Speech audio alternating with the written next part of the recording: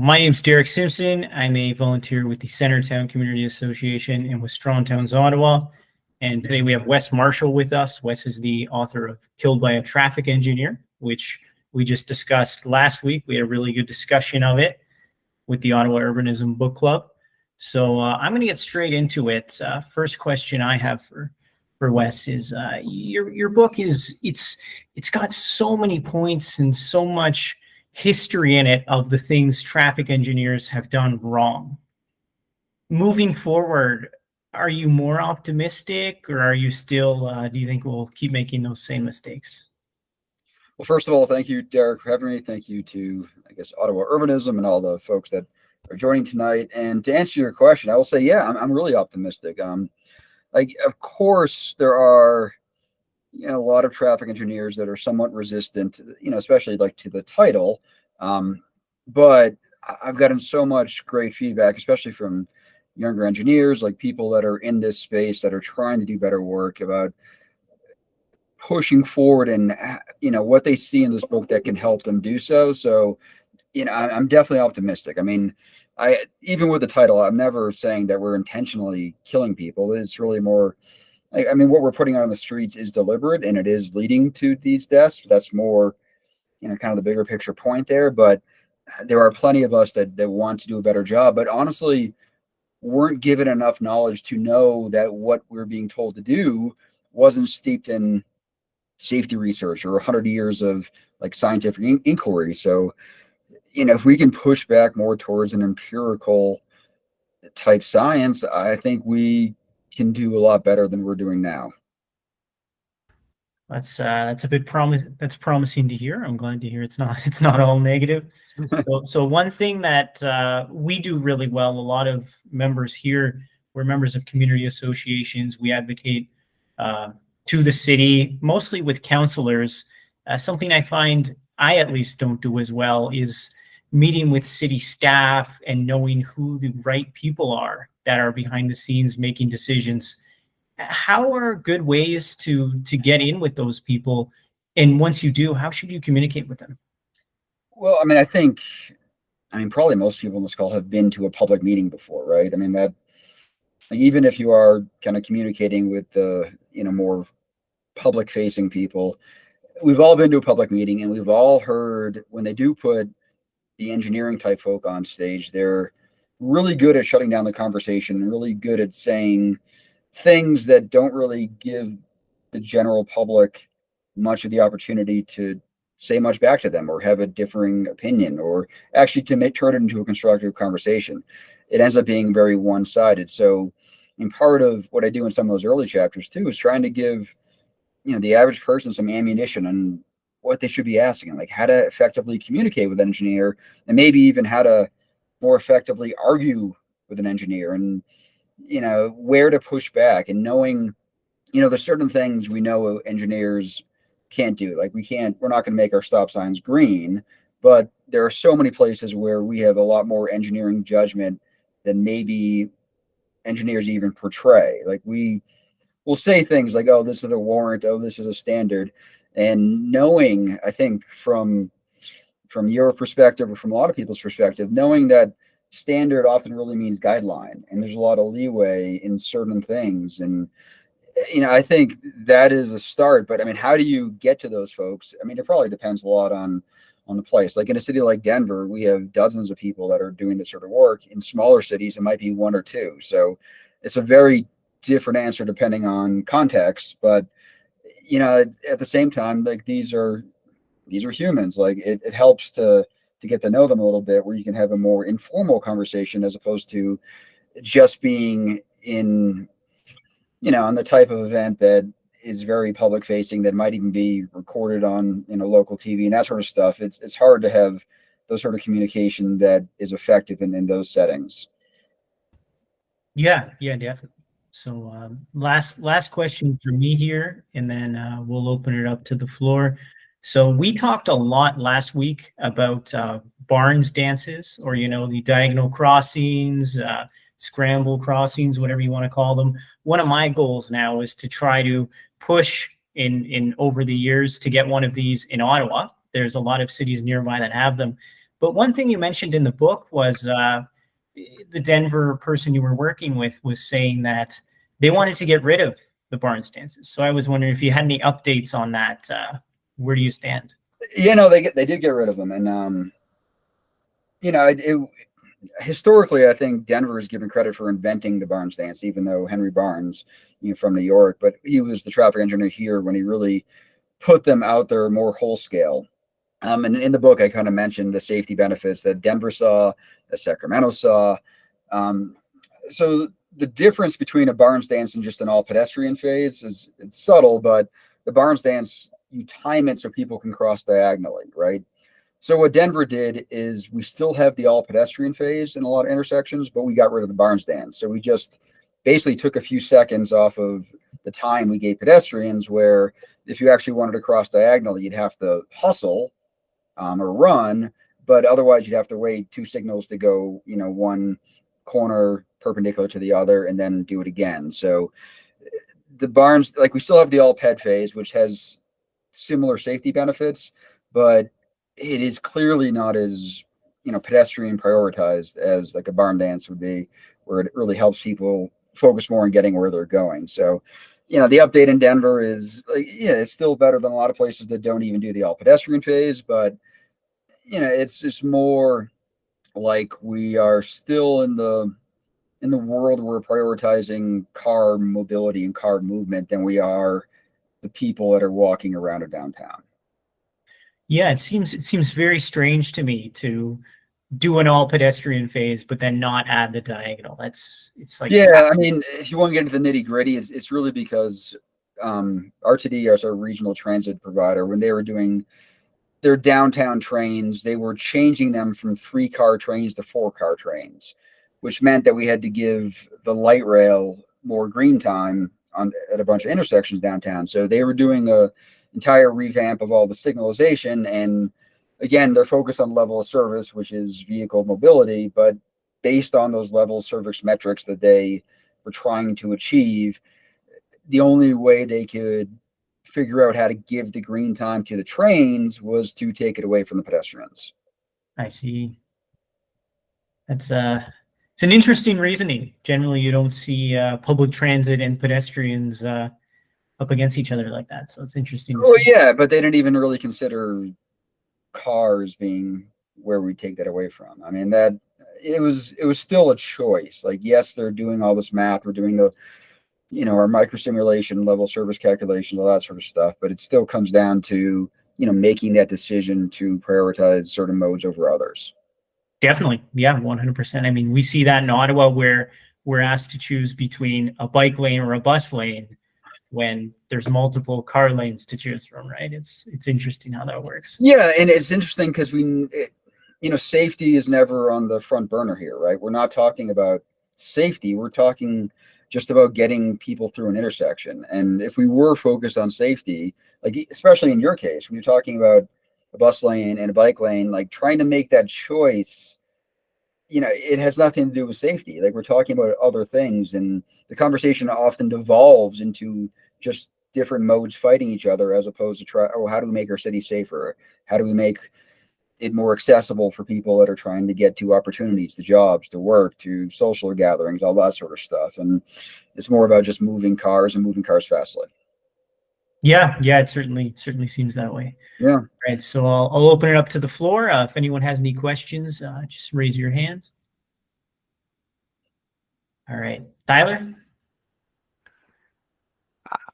Perfect. I don't try Google Meets very often, so fingers crossed this works. But yeah, so I just want to say, first of all, that I found the book very, very illuminating. I mean, I'm sure people who are a bit more professional at this than I am wouldn't have been surprised by as many things in the book as I was, but I was quite surprised by a lot of it, by the shoddiness of some of the science that you talked about. I mean, the best example for me is still the study about why biking on the road is safer than biking on a path.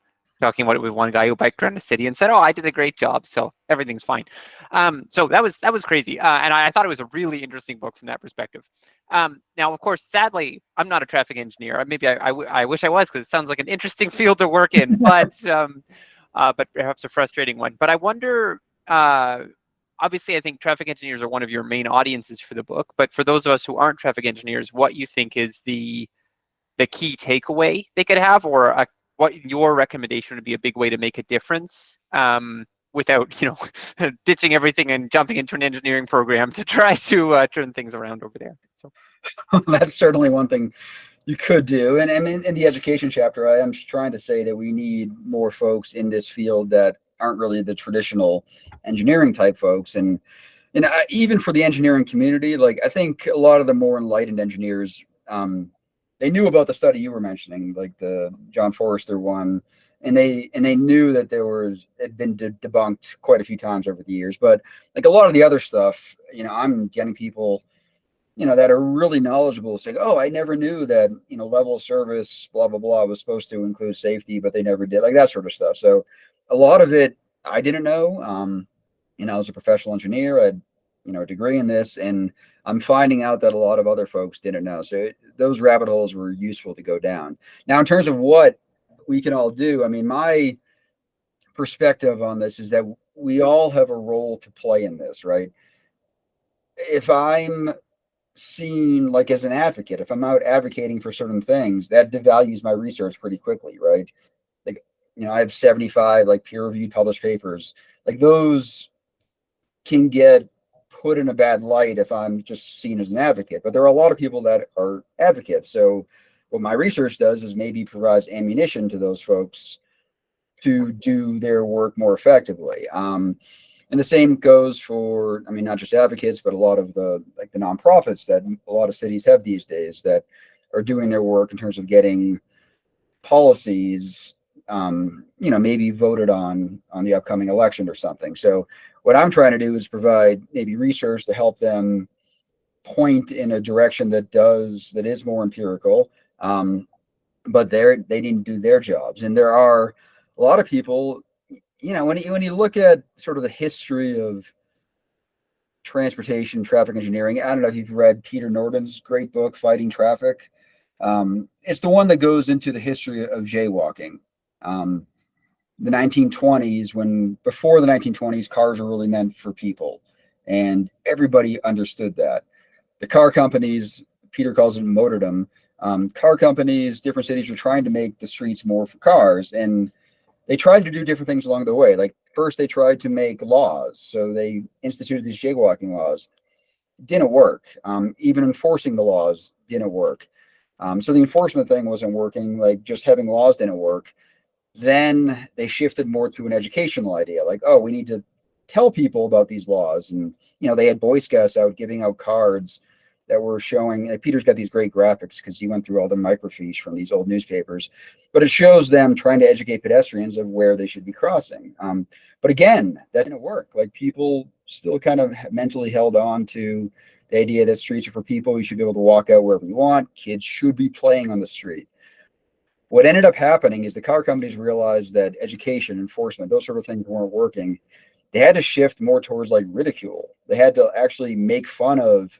That's why the word jaywalker came to be. Like Jay is kind of like a hillbilly back then. And, they would put these clowns in parades and pretend they'd get hit by Model Ts and stuff. And really when they changed the social cultural aspect of it is when they started seeing a big shift in how people perceive streets and what they're for and how they perceive cars. Flipping that now, like how can we all push for better things? There's a group of people out there that maybe need to be ridiculing the traffic engineers for putting out an unsafe street, right? Trying to make sure we all understand that was a choice they're making. So a lot of these things have to come together. It's like the policies and the laws, and there's a group of people that are working on that. There's the traffic engineers like me that are working, trying to do better. There's the advocates, and there's the nonprofits, but there's also, folks that it'd be best served if they just sort of made fun of these things. And like that ridicule might be more effective than pointing out rational arguments in a lot of cases. Like it's just sort of funny how this all works. Because safety, for whatever reason, like if you're a structural engineer, right, we never would ever allow for the public to tell us to put a smaller beam in a building, right? Because like, no, like this is for safety. Of course, we're going to put a beam that we think is big enough to solve the problem. for whatever reason with our streets, with transportation, sometimes the loudest voice in a room gets to say what our streets look like, even though we all know that's against what we know about safety, right? So we got to also fight that aspect of it. Like, it's tricky. Thank you. All right, Marco. Hello. For context, I guess recently our city had a community consultation for they're putting in a pedestrian crossing on a large arterial road that typically has cars going like 80 kilometers an hour and like 4 lanes. And there's bus stops on each side of the road, so they deemed there was enough pedestrian crossings happening, and they met that like threshold, which I think you referenced in your book, to put in a pedestrian crossing. And when I brought up the idea of like, oh, are there any other I guess, criteria that you use as a city to determine where you're going to be putting this kind of infrastructure, besides just like, is there enough pedestrians trying to cross here? They didn't really have an answer. And I was wondering, I guess, do you know of any cities that are using some other types of criteria for where they're going to put in other types of infrastructure like that? And if you don't, I guess, do you know of any like is it more of just like a feeling of like, oh, this is probably a good place for something like that? Or are there like hard, I guess, numbers that you can use that say like, besides just like, oh, enough people are crossing here to say like, oh, this is probably where we should be putting infrastructure like that in place? But even if there were enough people, like most cities, most traffic engineers aren't responding. Like, we're not out there collecting pedestrian data. Like, that is so rare. Like, we don't have that information. And the only time we go out there and collect it is when somebody complains. So, most cities have I don't know about Canada, but we have a 311 thing where people can complain about different issues. And then like, we'll go out there and maybe count the pedestrians to see if it meets the warrant. But like, when you take a step back and think about, well, who's complaining? Like, I've seen research showing that it's typically the wealthier and the whiter communities. So that's like the squeaky wheel, and that's who most traffic engineers, when they're kind of doing that game of trying to figure out what to do and where to put it, we're often trying to make that squeaky noise go away by giving them what they want. So there's definitely disparities in how we respond to these. Like, we're not taking a comprehensive look at our city and trying to understand where these things are. And when towards the end of the book, and I'm trying to say, well, what can we do differently? I'm trying to think of a more fundamental shift towards thinking more comprehensively. And I'm kind of portraying Marie Kondo and that idea of stopping the game of whack-a-mole and trying to understand, maybe where kids are going, where schools are, like something that's more fundamental and more network-wide type issue can help shift that. So, I still feel like most cities, most traffic engineers are just responding to complaints. Very few places are doing it with a data-driven type approach, in part because, again, we just don't have that data. It's tough. Yeah, makes sense. Thanks for the response. All right. I don't see any hands, so I've got a couple more All right. here for you. So the city of Ottawa has this, what I consider a really great program where they basically give free bike lights to anyone who wants one. I think that's a good example of education, or I guess I would call it education, that is very helpful and not hurtful to people like cyclists and pedestrians. How do you walk the fine line between victim blaming and putting all the onus on vulnerable populations and actually helping through education? Well, I mean, most education is often in the form of PSAs and that sort of stuff. I'd probably classify what you're suggesting more as encouragement. Like, we're trying to encourage different modes. I mean, Denver did a bike light program. In that case, like, it was a company that collected the data and they knew where sort of everybody was, but then it turns out that there was a clause in their contract that the city couldn't even share the data. So as researchers, we couldn't do anything with that. But in terms of like your bigger question, like, it's important to realize that like that victim blaming thing is important for who? It's important for the insurance companies, for the police. Like, it's useful for them to understand who's at fault when a crash happens. For traffic engineers, I mean, that's not that useful to us. Like, I would argue that we need to treat every crash, well, not every crash, every severe injury or fatal crash as if there's something we can try to fix with engineering. Like, if you think of every crash in that way, it at least gives us a place to start. It gives us a reason to even think about potential solutions. If we simply blame things on the road user, it takes us off the hook. We remove our feedback loop and we don't even consider that engineering could help. Like, a simple example is if somebody is speeding, like you have a sign that says 80 kilometers per hour and somebody's going 120. It's easy for us to say, oh, that road user shouldn't have done that. We need more enforcement. They need to be better educated. But oftentimes, if you step back and look at the street we provided them, it's more designed for that higher speed. And you start to understand, like from our perspective, it doesn't do us any good to just blame road users for all these things. Like if you think about, well, what could we do in terms of the engineering? Like, could we make the street more self-enforcing? I mean, are the lanes too wide? Do we need more street trees? Like there's so much we can do that can encourage people to maybe drive slower, or like whatever the crash might be, think of it first from that. So again, it's still useful from certain perspectives, but from the traffic engineering perspective, it just, it's a cop out. It takes us off the hook from doing anything better. Yeah, I'd 100% agree. Marco? So I know you talk about enforcement not being the solution to a lot of these things, and I completely agree. It's absolutely not. One thing our city's been doing recently is putting in a lot of like speed cameras in a lot of places, and from all the data I've seen, they seem to actually help reduce speeds overall in areas and make them safer and lead to less crashes. Do you have any opinions, I guess, on using that as like kind of an intermediary where I guess what our city's doing right now is they use the funds created from those cameras to then put into our Safe Streets program, which they are using the money to essentially redo streets to actually make them safer. And so I guess, do you have any opinions on using things like that in the intermediary to help, I guess, push us towards having safer streets? Like, again, it's enforcement, but to me, it feels a little bit different because, it's affecting every single person and actually forcing them. Whereas like with a police officer, there's no way they can actually enforce enough to make a difference. But I don't know. Do you have any thoughts on that?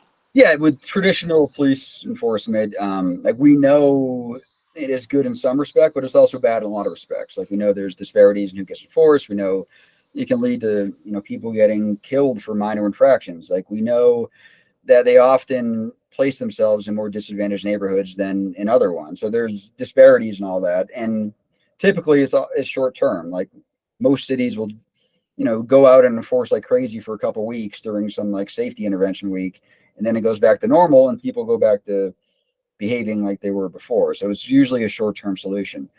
So, even though I kind of disparage education and enforcement in the book, I'm totally not against like the more camera-based ones because they work. Like they do work. I mean, there are some issues, like some of them can be designed to be more of a cash grab, or they can be perceived in different ways too. And at least in the US, they always devolve into those issues of it being a cash grab or big brothers looking over us, as opposed to being a conversation about safety.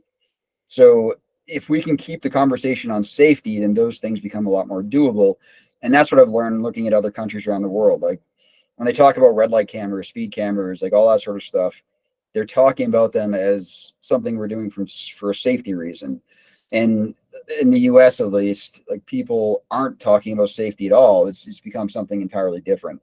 So they can be good. They are much more useful. And for a lot of cities, we don't have enough money or funding to, change the infrastructure like it should be changed in the near term. So making that a part of it, I mean, it's a similar thing to, I feel like we need all these different people coming from different angles to actually get safety. Like same with this, like that can help. But I think it often helps more just to tell people that it's there as opposed to surreptitiously giving them tickets. Like making people aware is a bigger deal than, like, even if the camera was fake, like people think it was there, usually gets a better behavior change than, trying to have speed traps and things like that. Yeah, that makes sense. Chris? Hi, Wes. Thank you very much for joining us. So I'm only halfway through the book, so I haven't completed all my homework yet, but I have taken a lot of notes and I have a lot of questions. In my spare time between work and raising family, I advocate in the pedestrian and cycling space. And so coming back to, yeah, you're not an advocate, but it's advocates that can greatly use a lot of your research and writing. So yes, I am doing that. Thank you. I'm going to start my question with just coming back to how you're talking about an engineer designing factors of safety. No one kind of questions the structural engineer for a size of a beam for a building. But I guess my observation in advocacy space is the amount of deference that traffic ops, traffic services, and traffic engineers are given in our cities, and it is a very tough thing to work around. I'm an engineer myself, so I understand engineering things, but when it comes to transportation, it is a social issue. It's a policy issue. It's an equity issue. It's not just an engineering issue, but we treat it as such in our transportation planning. So again, an example I give is that we're working with the councillors to get a no right turn on red for a very high pedestrian volume intersection at a high school.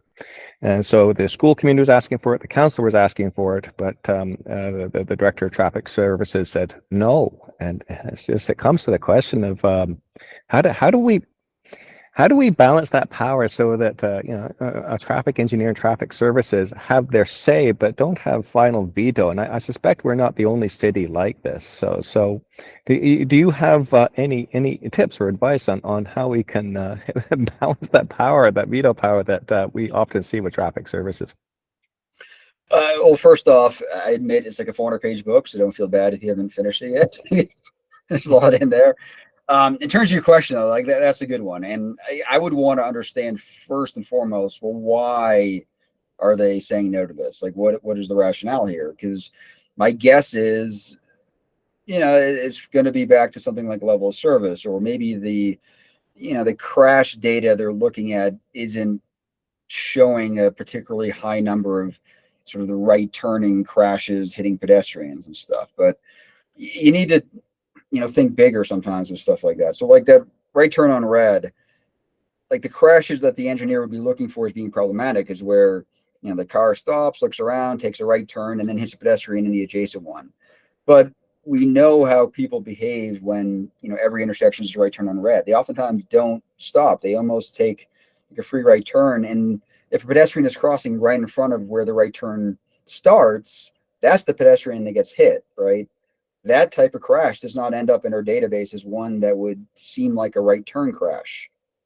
But when you think about it, it's caused by the fact that we're allowing right turn on red, because otherwise that car would stop at the stop bar. Like it's kind of pushing into the intersection before it should, and not even looking around there. So, trying to understand, like, is it because the crash data is not supporting it? Is it because they're more focused on level of service? Like, what is the rationale as to why they're saying no? And, typically whatever it is, there is a place I could point you to be like, oh, here's like the evidence you need to show that, that's wrong, or here is whatever it might be. There's different ways to sort of attack that mindset and like their thinking, but you have to better understand what they're thinking.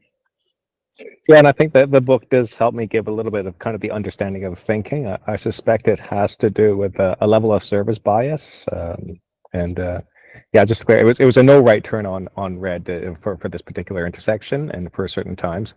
And yeah, where we went to with that particular instance was just showing where precedent, where there was a major arterial with a no right turn on red near a school.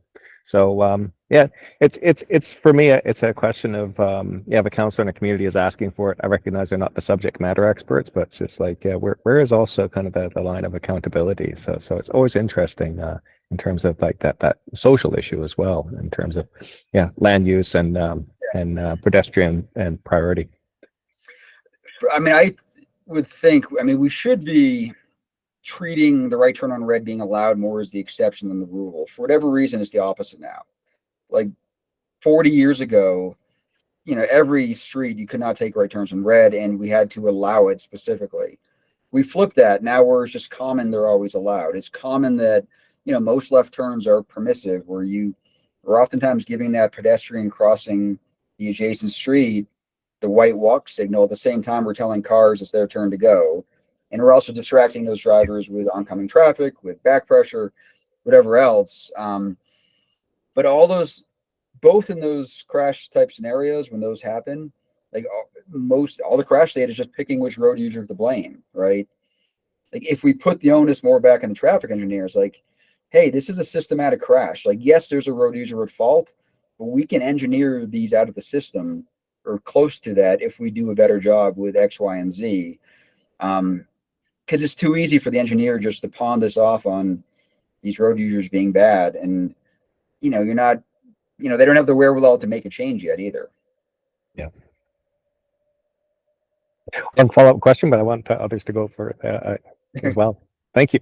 You're all good, Chris. You can ask, and then we'll go to Marco. Okay.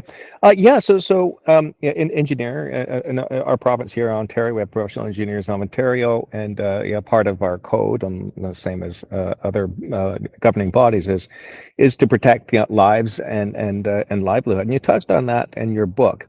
And I would be curious, like, have you ever known anyone to make a complaint against a traffic engineer for a certain design? And how did that go? How was that received by the professional association?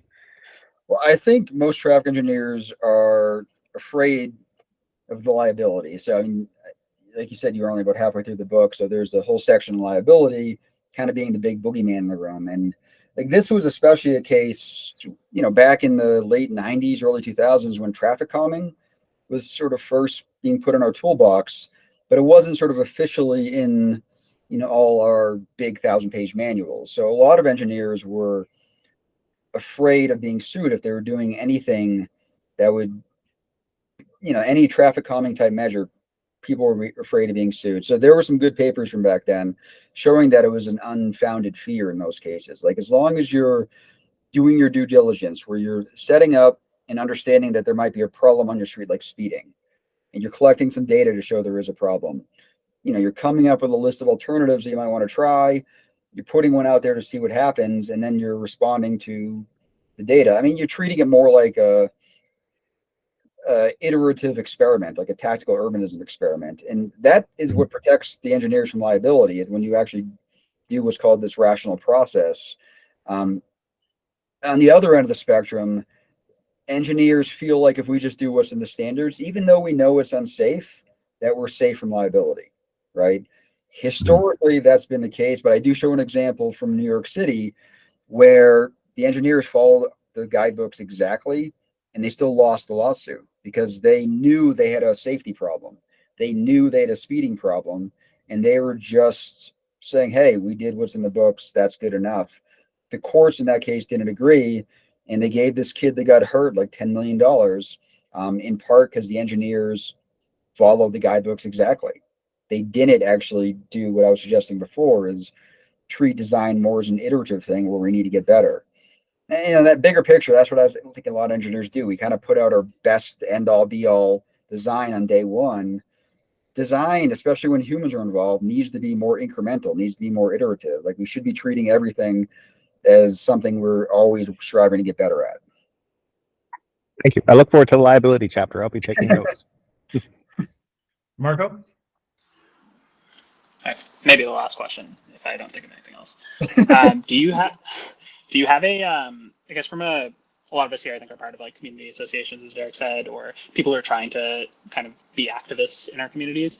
Do you have, I guess, like a lowest hanging fruit that you think people should push for in their neighborhoods that you think are like easy things that can be done reasonably soon, that don't get a lot of pushback from the public, and that actually make like a meaningful impact on the safety of their streets? Like, are there things that you've seen where you're like, oh yeah, that's super easy to implement, there doesn't seem to be a lot of pushback, and we actually see like measurable differences? That's a good question. I think there's a lot of things I can point to. Like part of it is, we're so focused on like congestion delay, like we should change the mindset and mind shift in that respect. But something more tangible, I would say, what's one thing I've found sad is that most cities don't even know where their sidewalks are. And if they do know where their sidewalks are, they don't know if they're in good shape, if they're in bad shape. So something that, an example of this would be Hoboken, New Jersey. So Hoboken has kind of achieved Vision Zero. I don't think they've had a death in their city for 6 years or something now. It's a smaller city. It's like 60,000 people, but that's still a success. And they get a lot of credit these days for what they're doing at intersections in terms of daylighting. But if you look back even further, before they started doing anything like that, they just did an inventory of their sidewalks and their bike facilities. They wanted to know where they were. They want to know what shape they're in. And from that, it gave them a much better picture and understanding of sort of the fundamentals of transportation. And a lot of cities, and this often comes back to the liability, are sticking their heads in the sand when it comes to something like sidewalks, because they think if they know there's a problem, they're going to get sued. But it's the opposite. If you pretend there's not a problem, that's the people that are losing those ADA, the Americans with Disability Act lawsuits, which isn't an issue in Canada as much as the US. But being proactive, and the first step to being proactive is just taking an inventory of that infrastructure. So that it seems very uncontroversial to say like, hey, let's map our sidewalks, let's map our bike facilities, and start understanding like where there's stress points. Like that would be my first step for cities, I think, is something in that respect. I mean, it doesn't really maybe get to specific safety at an intersection. If you want to go that route, I would probably again focus more on kids, like where are kids, where are schools, where are playgrounds, and try to make it as safe as you can around those places. Yeah, makes sense. Yeah, I definitely agree on the sidewalks, especially because I think when focusing on like cycling or transit facilities, a lot of people will just say like, oh, not that many people even use those, but like everyone uses sidewalks at some point in their day, even if they're driving, when you get out using the sidewalks. So I think that's a good point. Appreciate it. I mean, I know in the US, especially, like so many trips by car are less than a mile. Yeah. So many more are less than 2 miles, less than 3 miles. And a lot of it isn't just culture or weather. It's that we haven't provided people a decent option. And it's hard to know, like, so if you just look, say, oh, why aren't people walking here? Like, let's not even bother with sidewalk. There's no pedestrians. It's like, if you think bigger and there's a latent demand because we haven't provided that infrastructure, like you could measure where there's a lot of short driving trips and prioritize your, sidewalk and pedestrian infrastructure in those places. Like your pedestrian data would never tell you to do that, but common sense would if you start thinking about all these different things in conjunction. Yeah, no, that's a really good point. Thank you. Thanks, Marco. All right, last call for questions. I don't think I see any hands. Do you have any final thoughts you wanted to add, Wes?